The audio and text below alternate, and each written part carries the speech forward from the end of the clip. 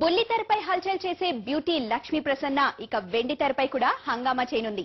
ఈ మంచువారి ముద్దుగుమ్మ తెలుగు సినిమా ప్రేక్షకులను అలరించేందుకు మేకప్ వేసుకుంది. ఆ డీటెయిల్స్ చూద్దాం.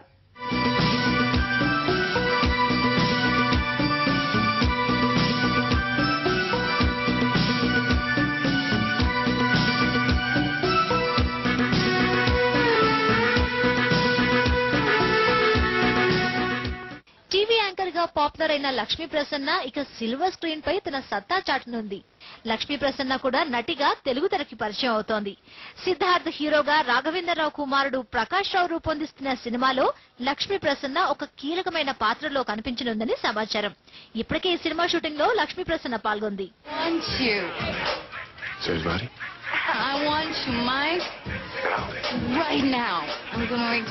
అమెరికాలో కొన్ని టీవీ సీరియల్స్ లో నటించిన అనుభవం లక్ష్మీ ప్రసన్న సొంతం.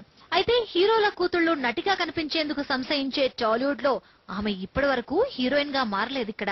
కానీ ఒక టీవీ ఛానల్లో ఆమె నిర్వహిస్తున్న టాక్ షోకి మంచి పాపులారిటీ రావడంతో ఇప్పుడు నటనపై దృష్టి పెట్టింది.